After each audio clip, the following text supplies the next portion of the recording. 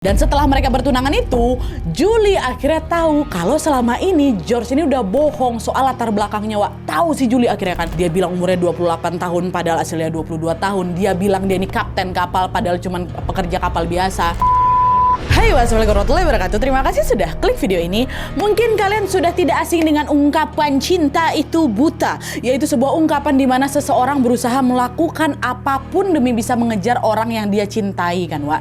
Nah, ngomongin soal cinta buta nih, kasus yang akan aku ceritakan malam ini adalah tindak kriminal penghilangan nyawa sadis yang menimpa seorang model cantik bernama Julie Scully, Wak. Selain punya wajah yang cantik, Julie ini juga memiliki kehidupan yang sempurna.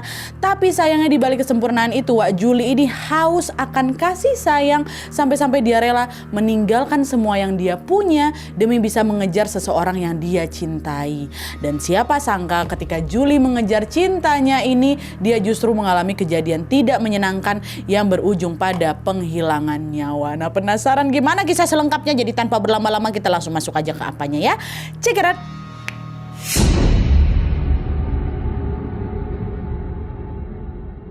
Oke, Wak, Julie Mary Scully atau yang lebih dikenal dengan nama Julie lahir di Kensington, Philadelphia pada tanggal 3 Januari 1968. Ayahnya bernama John dan mamanya bernama Julia. Julia. Dia namanya Julie, mama yang namanya Julia ya. Nah, Julie ini punya seorang adik laki-laki, Wak, yang tidak diketahui namanya.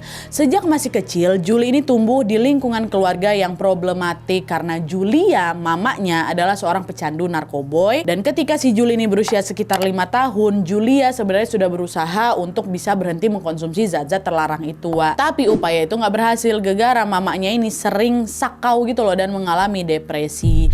Nah, nggak tahan dengan rasa sakit itu, Julia ini pun akhirnya kembali lagi mengkonsumsi barang haram itu lagi. Dan kali ini dia jauh lebih kecanduan, Wak, daripada sebelumnya. Saking kecanduannya, Julia ini tuh sering kayak lepas kontrol gitu loh. Dan sering tiba-tiba memukuli Julie, anaknya ini tanpa alasan yang jelas. Padahal Julie ini gak salah apa-apa, Wak, tapi tetap dipukulin, dikasarin lah gitu sama mamanya si Julia ini. Selain ibunya itu pecandu narkoboy, Wak, John, bapaknya ini juga gak kalah problematik.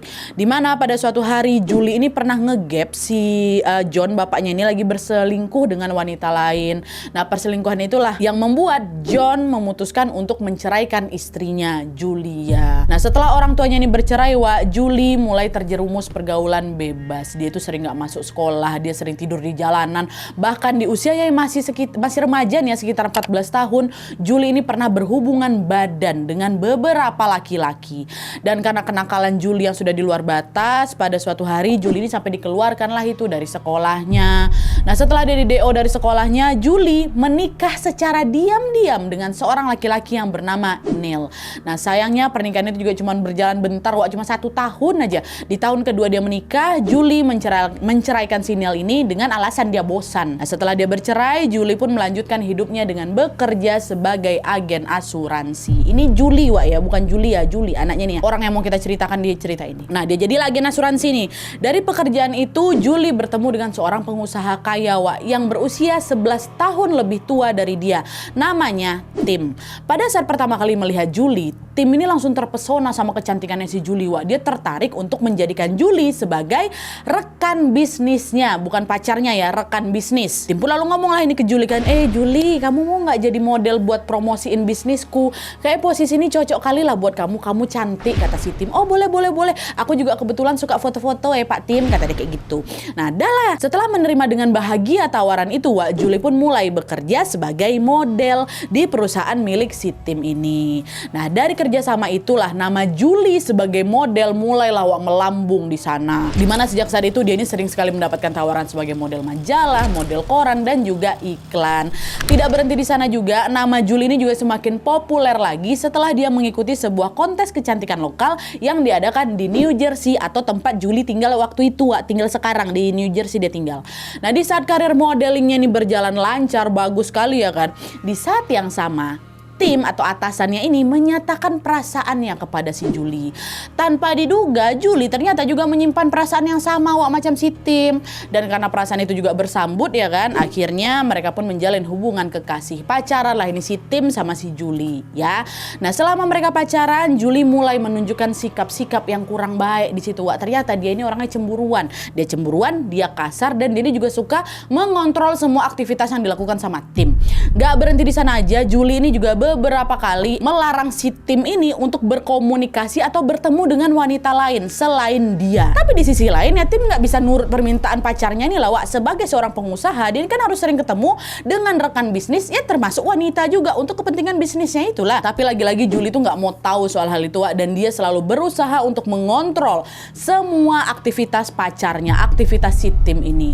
Puncaknya pada suatu hari Julie ini kedapetan dipukul ya sekretarisnya si Tim tuh. Gegara apa? Gegara cemburu Tim sering ketemu sama si sekretaris ini. Padahal Tim ketemu sekretarisnya kan buat ngurusin kerjaan kan, pasti nempel sekretaris sama dia, Wak. Bukan untuk ngapa-ngapain. Dilabrak sambil dipukul sekretaris itu. Tapi meskipun hubungan mereka ini diwarnai pertengkaran, udah nggak sehat lah gitu kan, Tim ini sudah terlanjur cinta pula, Wak, sama si Julie. Yang ada dia malah mantap untuk menikahi Julie di tahun 1991. Nah setelah mereka menikah, Julie pun hamil dan melahirkan seorang bayi perempuan yang diberi nama Katie Scarlett ya. Nah setelah kelahiran si Katie ini, Julie terkena postpartum depression, rupanya depresi pasca melahirkan. Penyakit itu membuat si Julie ini sulit mengontrol diri, Wak, dan disinilah dia mulai kecanduan minum minuman keras. Nah bersama dengan kondisi mentalnya yang memburuk, hubungan Julie sama si Tim suaminya ini juga makin memburuk lagi. Pada saat itu Julie ini ngerasa si Tim itu udah nggak seperhatian dan sesayang dulu gitu loh, Wak. Karena Tim ini lebih sering menghabiskan waktunya untuk bekerja daripada quality time sama keluarga ya, sama si Julie di rumah gitu. Dan seiring dengan memburuknya hubungan pernikahan antara Julie dan si Tim, Wak,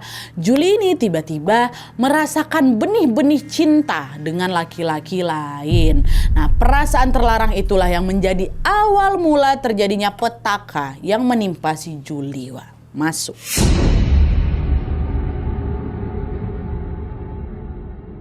Nah, jadi ketika pernikahan mereka ini udah mulai ngerenggang-renggangnya nih, si Tim berusaha mencari cara untuk bisa mengembalikan keharmonisan hubungan mereka ini, Wak. Di tahun 97, Tim akhirnya ngajak si Julie untuk berlibur dengan naik kapal pesiar gitu kan, untuk quality time lah gitu, untuk membalikkan benih-benih cinta si Julie ke dia lagi. Dan supaya lebih intim, Wak, mereka menitipkan Katie, anak mereka ini, ke orang tuanya si Tim supaya mereka bisa quality time berdua lah gitu, anaknya dititipkan. Nah setelah menitipkan si Katie, Wak, mereka segera langsung menaiki sebuah kapal pesiar yang sudah mereka pesan. Nah pas baru naik ke kapal itu, hampir semua orang yang ada di kapal tuh, Wak, terpesona sama kecantikan Julie. Ya secara dia model kan, Wak, cantik kali dia memang. Termasuk seorang pekerja kapal yang bernama George Kiadopoulos namanya. Dan sedikit informasi aja tentang George nih, Wak, ya. Dia ini adalah pekerja kapal yang berasal dari Yunani. Dan pada saat dia ketemu sama si Julie ini, waktu dia nengok Julie, dia tuh masih 22 tahun. Julie udah 29 tahun. Ya udah jarak 7 tahun mereka. Tapi meskipun perbedaan usia mereka ini cukup jauh, George ini udah naksir duluan, Wak, sama si Julie. Dia berusaha ngajak kenalan si Julie ini. Dan supaya terlihat lebih berwibawa, Wak, George membohongi Julie. Dia ngaku kalau umur dia 28 tahun dan dia bekerja sebagai kapten kapal. Padahal dia pekerja biasa di kapal aja. Nah kebohongan itu rupanya berhasil, Wak, karena Julie tertarik nanggapin obrolan dari si George. Dia ajak kenalan sama si George. Halo, aku George, umurku 28 tahun, aku adalah kapten kapal ini. Disambut sama si Julie. Nah di sisi lain, Tim yang ngelihat istrinya ini lagi ngobrol sama laki-laki lain, si George ini sama sekali nggak ngerasa cemburu, Wak. Kenapa? Karena Tim dan si Julie ini memang dasarnya orang yang ramah, orang humble, suka ngobrol sama siapa aja. Jadi nggak begitu cemburu lakinya. Dan selain itu si Tim ini juga mikir, istri aku kan model ya, jadi wajar lah banyak laki-laki yang mau ngajak dia ngobrol. Mungkin mereka juga ngefans sekali sama istriku gitu. Ya udah, Tim maklum lah dengan hal itu. Nah ketika si Tim nggak mikir macem-macem, George sama Julie justru melakukan hal sebaliknya, Wak. Dimana tidak lama setelah mereka mengobrol, mereka ini mulai kebawa situasi, ya kan? Dan disitulah mereka mulai kontak fisik yang cukup intim. Asal aku jelasin apa yang kan dekat kapal pesiar itu. Kontak fisik itu ternyata membekas bagi mereka berdua, Wak. Dan setelah hal itu terjadi, mereka pun mulai merasakan benih-benih cinta dan sepakat untuk tetap menjalani komunikasi meskipun sudah tidak ketemu lagi. Ketemu kan kapal pesiar kan. Jadi ada hubungan di situ. Orang humble suka ngobrol sama siapa aja, jadi nggak begitu cemburu lagi. Nah, sepulangnya dari liburan, George dan Julie ya tadi itulah mulai menjalin komunikasi secara diam-diam lewat surat.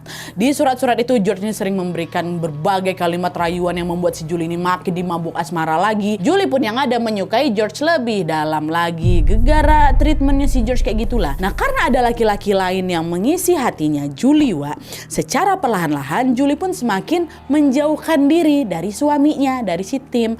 Tapi lagi-lagi di situ Tim tuh yang nggak mikir gimana-gimana, dia positive thinking kali orangnya. Dia cuma menganggap kalau menjauhnya si Julie ini, jaga jaraknya si Julie ini ya gegara Julie lagi capek aja ngurusin anak mereka, si Katie. Nah, lalu supaya hubungan mereka ini kembali harmonis, pada tanggal 3 Januari 1998, lagi-lagi si Tim ini berinisiatif untuk memberikan kejutan ulang tahun Julie yang ke-30. Dan supaya acara kejutan itu semakin meriah, Tim ini ngajak lah semua kan kawan-kawannya si Julie untuk ikut memberikan kejutan. Nah, ketika hari H itu tiba, rencana itu berjalan lancar karena Julie tidak expect akan diberikan kejutan semeriah itu sama suaminya, Tapi meskipun sudah dikasih kejutan gitu kan, rupanya si Julie ini masih belum ngerasa puas gitu loh. Nah, yang ada waktu itu si Julie ini malah memanfaatkan momen ulang tahunnya supaya dia bisa ketemu lagi sama si George, sama selingkuhannya, Julie ini ngomong lah sama si Tim kan, sayang, mumpung aku lagi ulang tahun nih, boleh nggak kalau kita jalan-jalan naik kapal pesiar lagi, katanya. Walah yang, kalau naik kapal pesiar lagi aku belum bisa ya, soalnya aku lagi banyak kerjaan, kapan-kapan aja lah ya, kata si Tim kayak gitu. Ayolah yang, aku bosan di rumah terus, aku pengen refreshing naik kapal pesiar, kata dia lagi. Oh gitu. Ya udahlah kalau kayak gitu boleh. Nanti aku coba cari waktu luang lagi ya buat kita liburan, kata si Tim kayak gitu. Udahlah. Setelah menemukan waktu yang pas nih, Tim sama Julie pun balik lagi lah liburan dengan kapal pesiar. Kapal yang sama tempat si George itu bekerja. Dan karena tujuan si Julie itu liburan, memang dia nih pengen ketemu sama si George, jadinya pas udah di kapal ya itu mereka diam-diam ketemuan lagi, melepas rindu lah dekat kapal itu ya kan.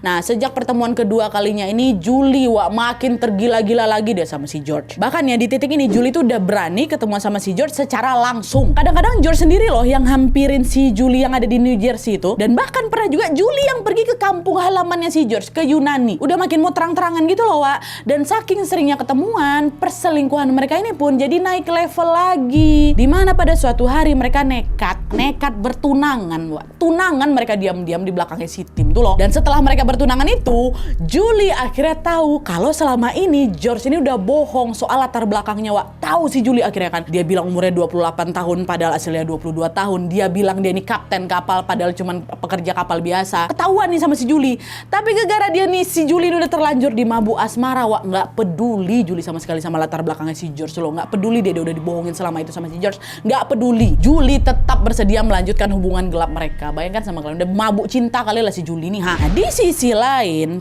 Tim masih belum tahu kalau selama ini istrinya si Julie ini udah selingkuh di belakang dia. Nggak tahu. Dia kenal loh padahal sama si George. Tapi nggak tahu ternyata dia sudah selingkuh sama si George. Nggak. Tapi meskipun nggak tahu, Tim ngerasa kalau sikapnya Julie ini kok mulai makin berubah, nggak kayak biasanya ya. Julie ini udah nggak pernah cemburuan lagi, udah nggak semanis dulu, udah nggak sehangat dulu.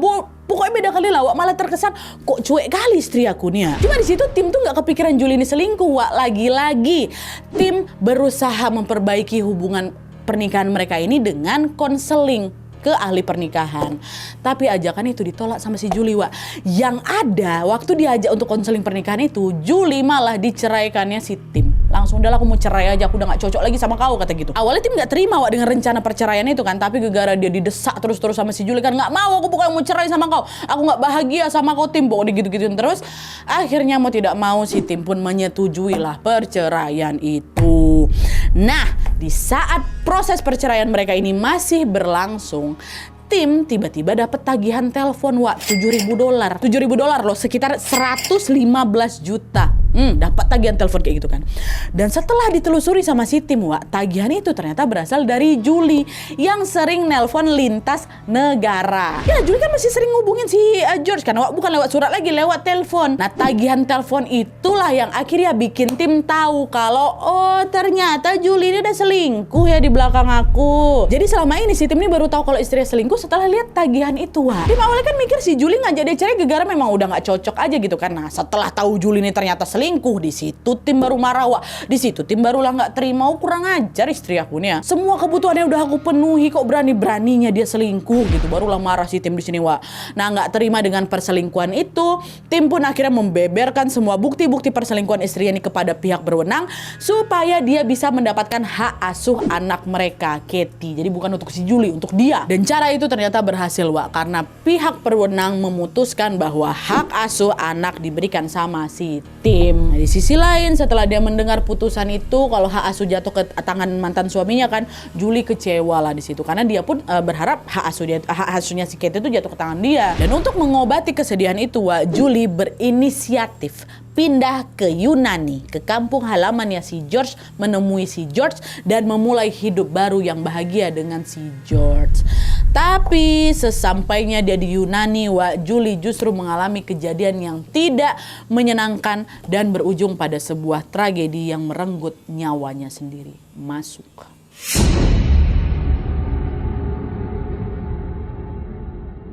Nah, setelah resmi bercerai dengan si Tim, Wak, di bulan November tahun 1998, Julie pergilah ini kan ke Yunani kan untuk memulai hidup baru bersama selingkuhannya, bersama tunangannya, bersama si George ini. Dan pas dia pergi ke sana, Julie membawa uang sebesar $600.000 atau sekitar 10 miliar dari hasil perceraiannya dengan Tim. Tim kan pengusaha orang kaya kan, makanya banyak juga duitnya si Julie. Dia bawa tuh $600.000. Nah, waktu itu Julie memang sengaja ngebawa uang itu gegara dia sama si George sudah berencana untuk membangun sebuah bisnis bersama, Wak, yang nantinya sebagian dari $600.000 itu bakal disimpan di sebuah rekening milik bersama. Jadi mereka ini macam mau bikin join rekening gitu lah, Wak, ya, pengen di-store ke rekening itu. Nah, singkatnya sesampainya dia di Yunani, Julie disambut baik tentunya sama si George, pacarnya ini, dan juga keluarganya si George. Keluarga George udah tahu, Wak. Dan selain itu, George ini juga langsung menunjukkan keseriusannya dengan mendaftarkan berkas pernikahan mereka pada pemerintah setempat. Keseriusan itu tentunya langsung membuat si Julie ini bahagia, Wak. Karena apa? Karena dia ngerasa usahanya dihargai gitu. Secara kan dia sampai ngeceraiin istrinya, suaminya kan si Tim, demi bisa berhubungan sama si George kan. Oh, aku disambut baik, aku diajak nikah juga kok ujung-ujungnya sama si George. Tapi kebahagiaan itu tidak berlangsung lama karena memasuki baru minggu keempat, Wak, Julie mulai nggak betah tinggal di Yunani. Julie mulai merindukan kehidupan lamanya di Amerika, Wak. Dia kangen sama kawan-kawannya, dia kangen sama anaknya, dia kangen sama mamanya. Pokoknya si Julie ini kangen semua hal yang terkait dengan kehidupan Amerika lah gitu. Dan selain merindukan Amerika, Wak, Julie ini juga nggak betah gegara dia baru tahu George itu tidak sebaik yang dia pikir. George ini setelah hidup bersama, ya, Wak, George ini ternyata orang yang kasar, orang yang gampang kesinggung, dan si George juga tidak segan-segan melakukan kekerasan fisik setiap kali mereka berdebat. Jadi jelek-jeleknya si George itu baru kelihatannya sekarang setelah tinggal bersama itu. Nah, karena tinggal di Yunani ini tidak sesuai ekspektasinya, menjalin hubungan dengan George juga tidak sesuai dengan ekspektasinya, di awal Januari 1999, Julie memberanikan diri untuk menghubungi mantan suaminya, menghubungi si Tim. Di situ Julie ngomong, "Tim, aku nyesel kalilah ninggalin kamu. Ternyata George tuh nggak sebaik yang aku kira. Aku pengen pulang ke Amerika, Tim. Aku nggak mau di sini lagi," kata dia. Nah, dengar curhatan si Tim, dengar curhatannya si Julie, si Tim jawab kayak gini, "Kalau kamu memang nggak betah di sana, ayolah yuk, pulanglah yuk ke Amerika. Dan kalau kamu mau, ayo kita perbaiki hubungan kita pelan-pelan. Aku masih mau kok terima kamu," kata si Tim kayak gitu. Dengar itu apa nggak terharu lah si Julie, Wak. "Makasih Tim, ya ampun, kamu maafin aku ya, selama ini aku udah nyakitin kamu. Ternyata kamulah pria yang baik." Kalau gitu-gitu lah, Wak. "Ya udah Tim, makasih ya. Kalau gitu tunggu ya. Kemungkinan aku bakal balik ke Amerika beberapa hari ke depan," kata dia. "Oh iya ya sayang, pasti aku tunggu. Nanti kabarin aku aja ya kalau misalnya udah nyampe ke sini," gitu. "Oh iya Tim, makasih sayang," gitu. Dah lah, dia mau balik lagi nih ke mantan suami ya. Nah, setelah dia berkomunikasi dengan Tim itu, Wak, Julie pun bersiap untuk meninggalkan George dan kembali balik ke Amerika. Dulu siap-siap nih. "Oh, aku akan disambut sama itu. Aku udah bosan tinggal di sini," kayak itu. Udah siap-siap dia, packing dia.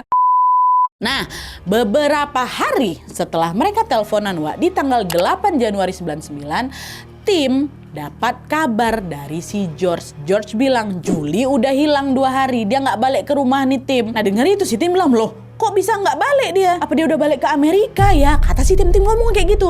Lah aku juga nggak tahu. Aku malah baru tahu sekarang kalau Julie mau balik ke Amerika. Julie nggak ngomong apa-apa loh sama aku, Tim, kata si George. Nah karena sama-sama nggak tahu Julie ini ada di mana, wah akhirnya Tim sama si George ini berusaha mencari Julie dengan cara mereka masing-masing. Waktu itu kalau si Tim ya, Tim langsung hubungin kedutaan Amerika di Yunani dan meminta tolong mereka untuk mencari Julie. Sementara George juga melapor berita hilangnya si Julie ini ke kantor polisi yang ada dekat rumah dia, dekat Yunani. Jadi George dan Tim ini melapor ke dua lembaga yang berbeda ya. Nah pada saat melapor ke polisi ini, wah, George bilang kalau dia sama si Julie ini sempat berantem pada saat sedang berada di perjalanan. Dan supaya pertengkaran itu tidak semakin memanas lagi, mereka memutuskan untuk menenangkan diri masing-masing dengan berpencar. Jadi Julie pergi kemana, George pergi kemana gitu kan. Pokoknya jangan barengan dulu lah, karena kan habis berantem. Nanti kalau misalnya udah sama-sama tenang nih, barulah mereka mau janjian, ketemuan di salah satu restoran cepat saji yang ada di situ. Udah habis berantem, mencar, George udah agak tenang, dia pergilah ke restoran tempat mereka janjian ini. Tapi setelah beberapa jam berlalu, Julie ternyata nggak muncul-muncul wak di restoran tempat mereka janjian itu. Ditunggu sampai kok nggak datang si Julie. Di situ George juga coba hubungin Julie, nggak ada respon. Itulah makanya baru dia ngabarin si Tim, baru dia ngabarin juga ke polisi. Nah setelah mendapatkan keterangan dari George, polisi pun langsung bergerak mencari petunjuk untuk bisa menemukan si Julie, wak. Tapi sayang setelah melakukan pencarian beberapa hari nih ya, mereka belum juga menemukan petunjuk yang berarti betulan hilang si Julie ini. Dan selain polisi, wak, kedutaan besar Amerika yang ada di Yunani ini yang ditelepon sama si Tim itu juga kesulitan menemukan petunjuk terkait hilangnya Julie. Nah, sadar ada yang nggak beres di sini, si Tim akhirnya meminta bantuan FBI, wak, untuk bisa membantu pencarian si Julie ini. Turun tangan FBI. Setelah FBI ini turun tangan, barulah di situ mereka menemukan adanya kejanggalan yang sudah dilakukan George terkait menghilangnya Julie. Nah jadi wak, pada saat sedang melakukan penyelidikan ini, FBI berkoordinasi lah pastinya dengan kepolisian Yunani dengan bertukar informasi seputar hilangnya si Julie. Mulai dari penyelidikan udah sampai mana, petunjuknya apa aja, dan lain sebagainya. Tapi karena informasi dari polisi ini belum cukup membantu, wak, FBI berinisiatif lah dia untuk kembali mengecek rumah dan juga mobilnya si George dengan lebih teliti lagi. Nah dari pengecekan itulah FBI menemukan ada dua kejanggalan terkait gerak-geriknya si George. Kejanggalan pertama, FBI menemukan barang-barang miliknya si Julie, macam HP-nya, dompetnya, kartu kredit, dan juga paspor ada di dalam mobilnya si George. Ya, dengan adanya penemuan itu, FBI jadi curiga lah sama si George. Apalagi di hari Julie menghilang kan mereka sempat bertengkar. Terus kan si George juga sempat bilang kalau dia sempat hubungin si Julie tapi nggak ada respon. HP-nya lo dalam mobil kok, masa kok nggak sadar? Ya kan? Terus kejanggalan kedua, wak, beberapa hari setelah FBI terlibat dalam pencarian si Julie, George berusaha menarik sejumlah uang di rekening yang mereka buat bersama, join rekening mereka itu loh. Tapi upaya penarikan itu gagal, wak, karena alasan yang tidak diketahui. Entah si George itu lupa PIN apa kayak gimana, pokoknya gagal aja lah transaksi itu. Nah, peristiwa penarikan uang itu ngebikin ya FBI curiga lah. Buat apa sih George narik uang di saat Julie lagi hilang? Hah? Buat apa? Berbekal dua kejanggalan itu, wak, di tanggal 26 Januari 99, FBI akhirnya membawa si George ke kantor polisi untuk diinterogasi. By the way, interogasi yang dilakukan sama si George pada saat itu, wak, itu adalah interogasi pertama kalinya setelah Julie menghilang. Jadi sebelum-sebelumnya itu kan George itu sama sekali nggak diinterogasi, wak. Yang ada polisi yang malah mendengar keterangannya si George pada saat melaporkan si Julie hilang. Jadi sebelumnya belum diinterogasi. Informasi yang tadi yang pertama kan George yang ngasih tahu, gini Pak, tadi kami bertengkar, kami itu kan informasi dari si George, dia belum pernah diinterogasi. Inilah dia baru diinterogasi, ya wak. Nah ketika sedang diinterogasi, wak, FBI yang memang dasarnya udah curiga sama si George, langsunglah mencecar dia dengan berbagai pertanyaan. Mulai dari kronologi gimana si Julie ini bisa menghilang, pokoknya semualah ditanyain sama si FBI ini kan, wak. Setelah terus-terusan ditanya, didesak apa segala macam, George semacam udah takut, dia udah nggak bisa ngelak lagi, dan akhirnya disitulah dia mengakui kejahatannya. George bilang, Bapak, sebenarnya Julie itu bukan hilang, Pak, bukan hilang gara-gara dia kabur, tapi dia hilang karena udah kubunuh dia. Langsung ngaku dia, wak. Dan selain mengakui kejahatannya, wak, George juga menjelaskan motif dan kronologi sampai akhirnya dia ini tega ngabisin nyawanya si Julie. Ini kita masuk ke motif dan kronologinya ya. Jadi menurut keterangannya si George, wak, di tanggal 8 Januari 99 itu, di hari si Julie ini dinyatakan hilang, sebenarnya George memang bertengkar hebat sama si Julie, wak. Nah pertengkaran itu terjadi karena si George nggak terima apa Julie mau balik ke Amerika dan meninggalkan si George gitu aja. Nah terus di tengah panasnya pertengkaran mereka ini, George hilang kesabaran lah, dicekek ya lehernya si Julie sampai Julie langsung tewas di tempat gara-gara dicekek itu. Mati langsung Julie di situ. Nah, menyadari Julie meninggal, George kebingungan. Macam mana nih, mau kubuang di mana nih jasad dia? Dan entah dapat ide dari mana ya, George ini kepikiran masukin jenazahnya si Julie ini ke dalam sebuah koper, terus nanti barulah aku buang ke tempat jauh, rencananya kayak gitu. Tapi pas koper itu dibawa, koper yang mau dipakai sama si George itu kekecilan jasad ya, Julie nggak muat kalau ditaruh di situ. Nah, karena nggak muat itulah George akhirnya dengan tega dipisahkan kepalanya si Julie ini dari badannya. Terus kepala Julie dibuang ke laut. Nggak berhenti di situ, George ini juga tega membakar tubuhnya Julie yang berada di dalam koper. Jadi kan sisanya setelah kepala dibuang apa segala macam, badannya masuklah itu dalam koper, karena koper ini mau dibakar sama dia untuk menghilangkan jejak. Tapi di saat dia lagi berusaha untuk ngebakar koper itu dekat halaman itu, tiba-tiba hujan deras turun. Hujan itu langsung memadamkan api yang sedang membakar jasadnya Julie itu kan. Kesel dia di situ, gagal rencananya ya kan. Gak males lagi si George ngelanjutin, langsung dibuang koper besar itu yang berisi tubuhnya Julie ke rawa-rawa. Dah kayak gitu Pak kejadiannya, kata si George. Dan setelah dia mengakui kejahatannya, polisi dengan cepat langsung menetapkan George sebagai tersangka penghilangan nyawanya si Julie. Karena kejahatan yang dilakukan kan sadis sekali kan. George pun terancam menerima hukuman penjara seumur hidup. Tapi untuk menghindari hukuman itu, George memakai pembelaan kalau dia itu menderita penyakit skizofrenia. Awalnya pihak kepolisian nggak percaya sama pembelaan itu. Ini cuman biar kau dikurangin aja apamu nih hukumanmu. Tapi setelah dilakukan pemeriksaan oleh dokter, ternyata betul pula pembelaan itu benar, karena George memang menderita skizofrenia. Betulan sakit mental dia.